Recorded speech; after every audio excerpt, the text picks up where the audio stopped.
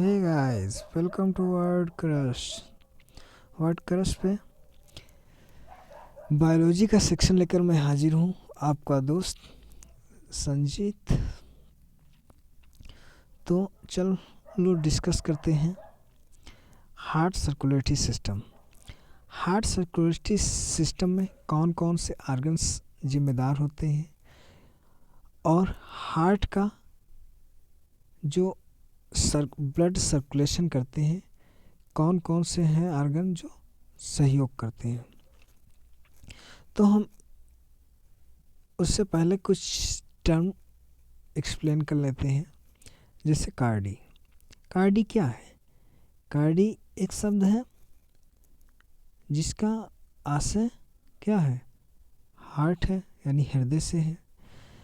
कोई शब्द है जिस शब्द के साथ ये लग जाता है कार्डी, तो वह किसी न किसी प्रकार से हार्ट से ज़रूर रिलेटेड हो जाता है।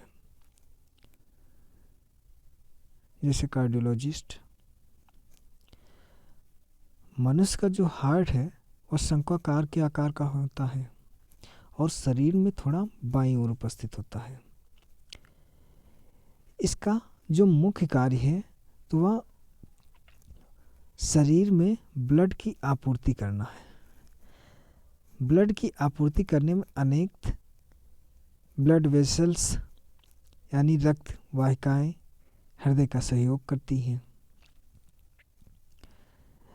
हार्ट जो है थोड़ा बाईं ओर तथा शंक्वाकार होता है। शंक्वाकार ये आकृति, थोड़ा ज़्यादा नहीं, थोड़ा सा शंक्वाकार होता है और यह थोड़ा बाईं ओर स्थित होता है। कहाँ? एक फेफड़ा ये हुआ, एक फेफड़ा ये हुआ,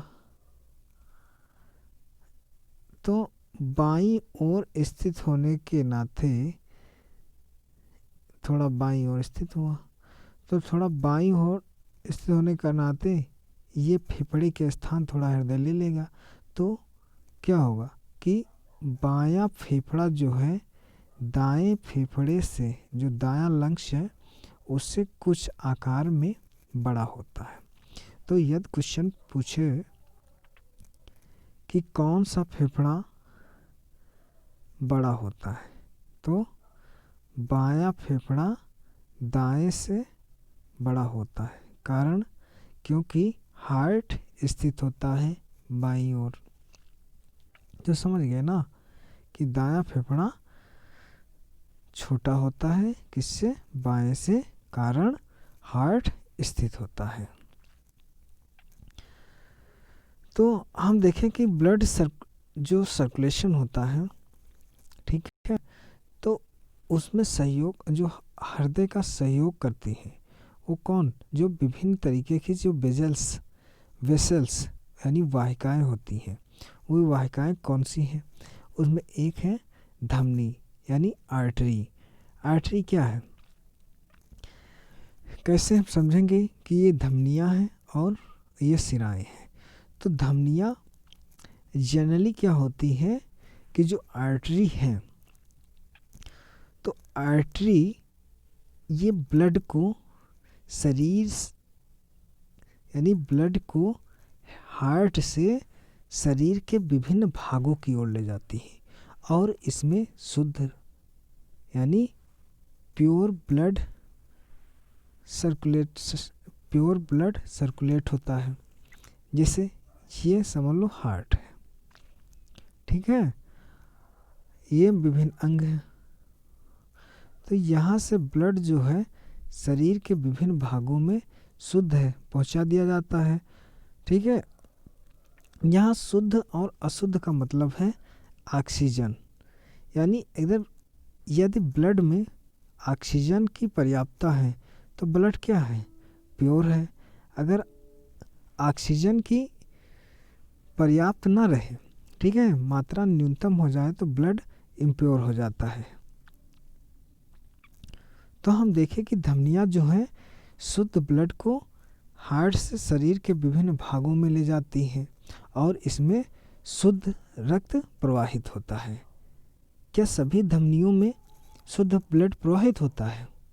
नहीं, इसका एक एक्सेप्शन अपवाद है।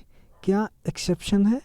तो जो पल्मोनरी आर्टरी है यानी फुफ्फुस धमनी, फुफ्फुस धमनी एक ऐसी धमनी है कि इसमें जो ब्लड है तो इम्प्योर ब्लड प्रवाहित होता है। इम्प्योर क्यों? हम कहें कि धमनियाँ जो हैं हार्ट से शरीर को, शुद्ध ब्लड को शरीर के विभिन्न भागों में ले जाती हैं, तो ये भी धमनी है। तो ब्लड को शरीर यानी हार्ट जो ब्लड है वो हार्ट से शरीर की ओर ले जाएगी, तो इसमें भी बहना चाहिए शुद्ध ब्लड, लेकिन नहीं, क्योंकि यह जो धमनियों के द्वारा विभिन्न भागों में शुद्ध ब्लड को ले जाया गया और वह विभिन्न टिश्यू के द्वारा ऑक्सीजन का प्रयोग किया गया और उसमें जो कार्बन डाइऑक्साइड है उसकी मात्रा ठीक है अधिक हुई और वह ब्लड फिर सिराओं के माध्यम से कहाँ आया? हार्ट में आया। अब हार्ट से वो अशुद्ध रक्त यानी इम्प्योर ब्लड शुद्ध होने के लिए लंग्स में जाता है। तो जो पल्मोनरी आर्टरी है, पल्मोनरी धमनी है, ये हार्ट से लंग्स को यानी फेफड़े को ब्लड को ले जाती है शुद्ध होने के लिए। तो समझ गया कि ओनली पल्मोनरी धमनी ऐसी है जिसमें अशुद्ध रक्त प्रवाहित होता है, बाकी सारी धमनियों में शुद्ध रक्त प्रवाहित होता है। धमनियाँ क्या हैं? धमनियाँ जो हैं ये फ्लेक्सिबल होती हैं। फ्लेक्सिबल मतलब लचीली। अगर फ्लेक्सिबल नहीं रहेंगी तो क्या होगा कि ये टूट जाएंगी और ऐसे में ब्लड सर्कुलेशन में बाधा उत्पन्न हो जाएगी। दूसरी चीज़ है कि ये मोटी होती है। मोटी क्यों होती हैं? क्योंकि हार्ट के द्वारा जब ब्लड को विभिन्न भागों में ले जाया जाता है धमनियों के द्वारा, ठीक है, तो हार्ट काफ़ी प्रेशर के साथ ब्लड को पंप करता है। ऐसे में अगर मोटी ना हो तो इनके फटने का ठीक है संभावना बनी रहे और ये गहराई में स्थित होती हैं। ठीक, इतना हम देख लिए धमनियों के बारे में। तो धमनियाँ क्या होती हैं कि ये शुद्ध ब्लड को शरीर के विभिन्न भागों में ले जाती हैं और ये मोटी होती हैं, लचीली होती हैं, वह गहराई में स्थित होती हैं। ओनली फुफ्फुस धमनी ऐसी धमनी है जिसमें अशुद्ध रक्त प्रवाहित होता है। ठीक है, तो ये हम धमनी के बारे में जानते हैं। अब हम देखें कि सबसे बड़ी धमनी कौन है। तो जो आर्टरी, कौन सी आर्टरी? जो आर्टा है, यानी हिंदी में महाधमनी। महाधमनी यानी अगर पूछे क्वेश्चन कि आयतन के आधार पर सबसे बड़ी धमनी कौन है, तो आयतन के आधार पर सबसे बड़ी धमनी आर्टा है। आर्टा कहाँ है? दिखाते हैं आर्टा धमनी। जो देख रहे हो ना, ये आर्टा जो हार्ट से ऊपर की ओर संलग्न है, ये कौन सी धमनी है? आर्टा है। ठीक है, तो ये है छोटी, लंबाई में छोटी है, लेकिन ये आयतन के आधार पे क्या है? बड़ी है। इसलिए आर्टा शरीर, अगर क्वेश्चन पूछे कि आयतन के आधार पर सबसे बड़ी धमनी कौन सी है, तो आर्टा है। ठीक है, यानी महाधमनी। लेकिन अगर पूछ ले कि लंबाई के अकॉर्डिंग सबसे बड़ी धमनी, तो एब्डोमिनल है। ठीक है, उदरीय महाधमनी। ये जो देख रहे हैं ना लाल लाल, ये क्या है? उदरीय महाधमनी, एब्डोमिनल। ठीक है, चलो नेक्स्ट पॉइंट हम देखें कि आर्टरा महाधमनी आयतन के आधार पर सबसे बड़ी है। एब्डोमिनल आर्टा उदरीय महाधमनी लंबाई में, अगर पूछे लंबाई सबसे लंबी धमनी कौन सी है, तो एब्डोमिनल आर्टा। ठीक है, तो I hope that you are understand. Next topic, veins. Veins क्या होती हैं? जनरली वेन्स, जैसे हम डिस्कस किए कि जो ब्लड है हार्ट से शुद्ध ब्लड आर्टरी के द्वारा यानी धमनिकाओं के द्वारा शरीर में भेज दिया गया, शुद्ध है। लेकिन क्या हुआ कि शरीर के विभिन्न भाग के जो टिश्यूज़ हैं वो टिश्यूज़ को ऑक्सीजन की डिमांड होती है। कोशिकाएं ऑक्सीजन और कार्बन डाइऑक्साइड का विनिमय हुआ, यानी जब ब्लड गया, ब्लड शुद्ध हुआ, ठीक है, हार्ट में गया, हार्ट पंप कर दिया, धमनियों के माध्यम से शरीर के विभिन्न भागों में परिसंचरण हुआ। परिसंचरण के दौरान जो कार्बन डाइऑक्साइड है वो ब्लड में, ठीक है, ब्लड के साथ फिर सिराओं के माध्यम से हार्ट को वापस आ जाती है और कार्बन डाइऑक्साइड सेल्स को, कोशिकाओं को दे दी जाती है। तो हम बात कर रहे हैं कि आखिर वेन्स है क्या। तो वेन्स जो हैं ये शरीर के विभिन्न भागों से impure blood, impure means oxygen की न्यूनता और कार्बन डाइऑक्साइड की अधिकता हो जाती है। तो इम्प्योर ब्लड को शरीर के विभिन्न भागों से हार्ट की ओर लाना, यानी हृदय की ओर लाना। अगर कोई भी वेसल्स हैं जो शरीर के अंगों से ब्लड को हृदय की ओर ला रही है तो समझ लेना कि वो सिरा है। क्या है? सिरा है। सिराएं जनरली क्या होती हैं कि ये क्या होती हैं कि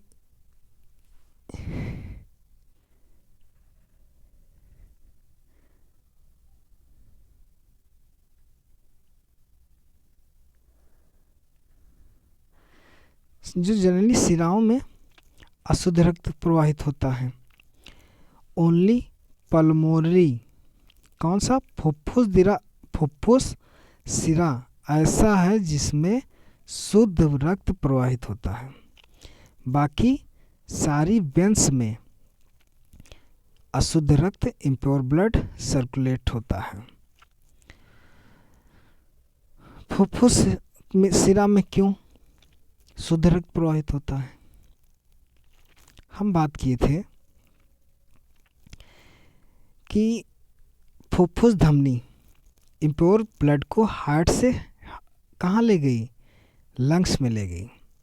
लंग्स में सांस लिए, ऑक्सीजन से ऑक्सीजन मिला, ऑक्सीजन हीमोग्लोबिन, ठीक है, जो ब्लड में पाया जाता है वो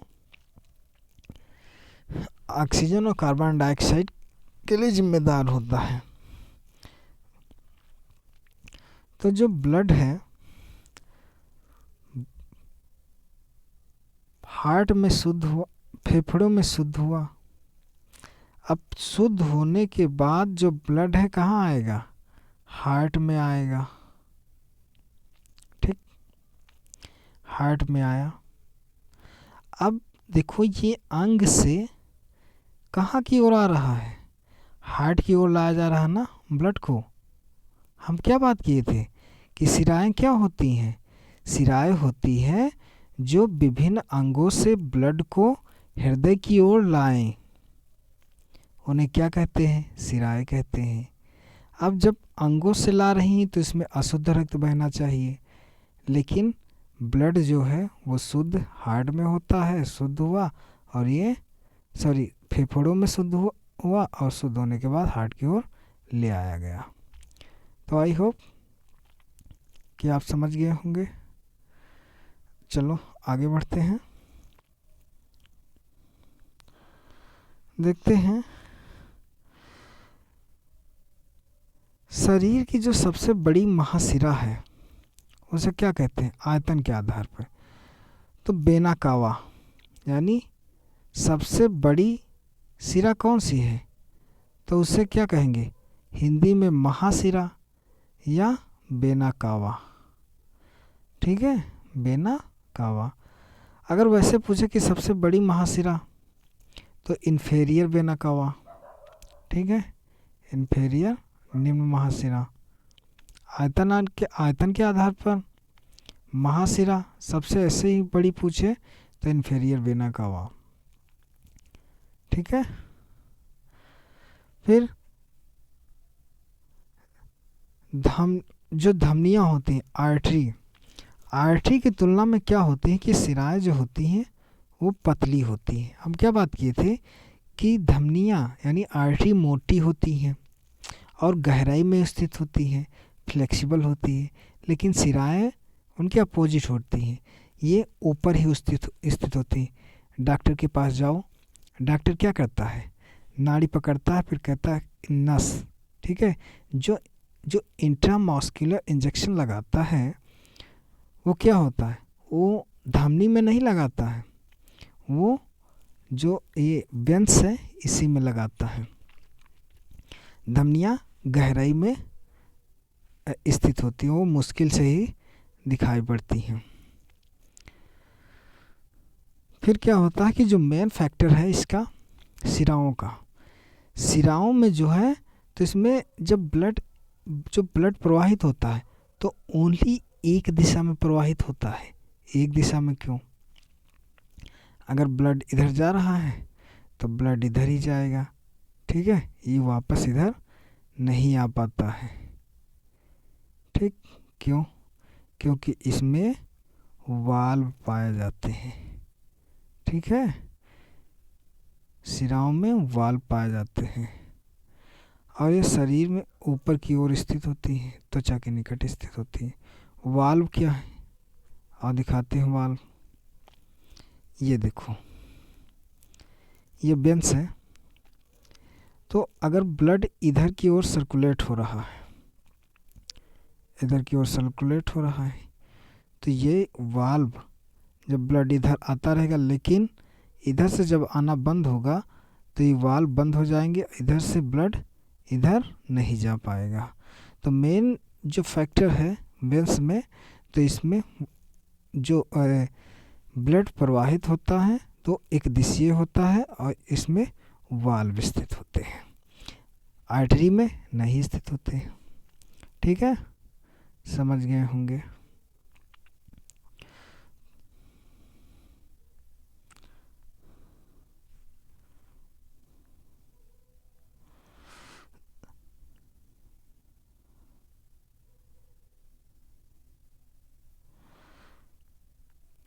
जब हृदय से निकलने वाला जो ब्लड है महाधमनी पे प्रवेश करेगा, फिर क्या करे होगा कि यह अन्य धमनियों में प्रवेश करते हुए शरीर के विभिन्न भागों में पहुंचा दिया जाता है। जो हम बात किए थे ना, सबसे बड़ी महाधमनी आर्टा में ब्लड सबसे पहले प्रवेश करता है। आर्टा में प्रवेश करने के पश्चात बाद यह क्या होगा कि जो शरीर की विभिन्न धमनियाँ होंगी, ठीक है, उनमें पहुंचाता है।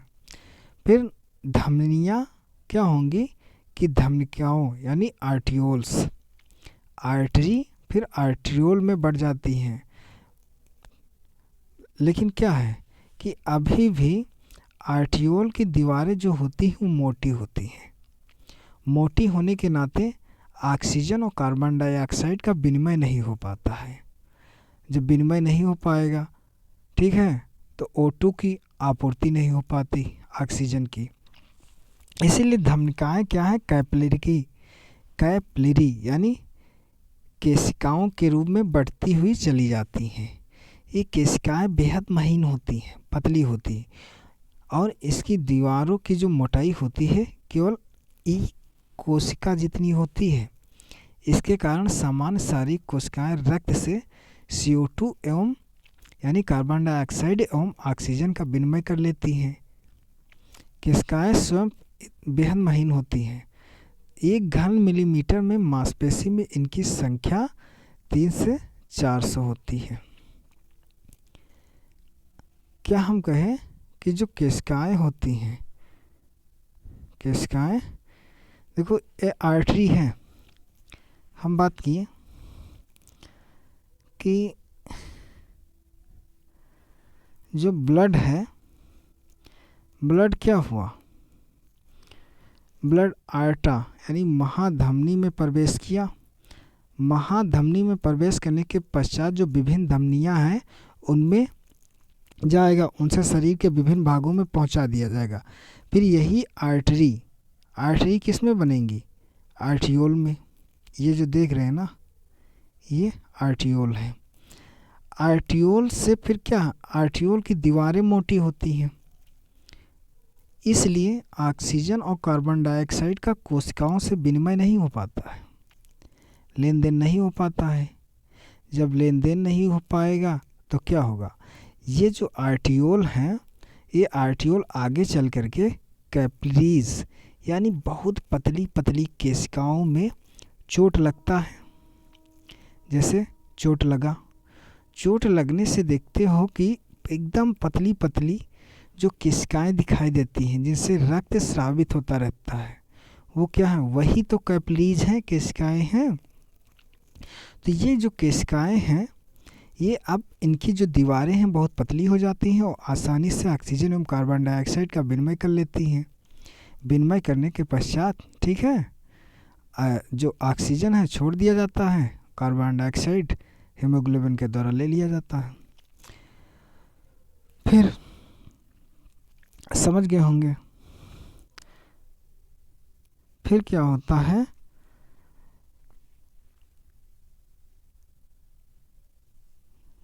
जब CO2 और O2 एवं CO2 का जो आदान प्रदान है, विनिमय होता है, तब जब ब्लड क्या होता है, इम्प्योर हो जाता है, अशुद्ध हो जाता है।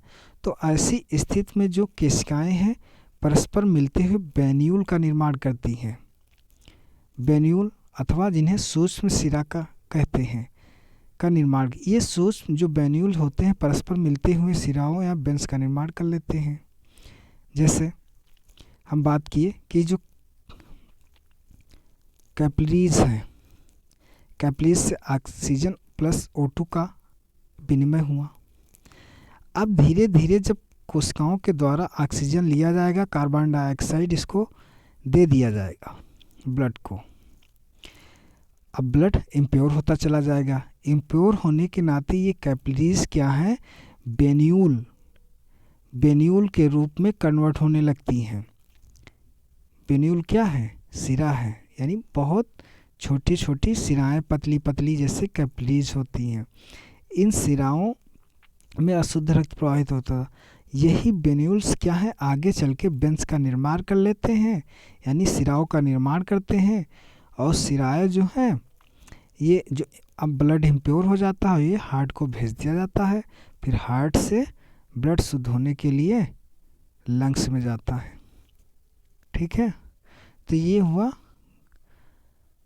वेन्स। हम आशा करते हैं कि आपको समझ में आया होगा।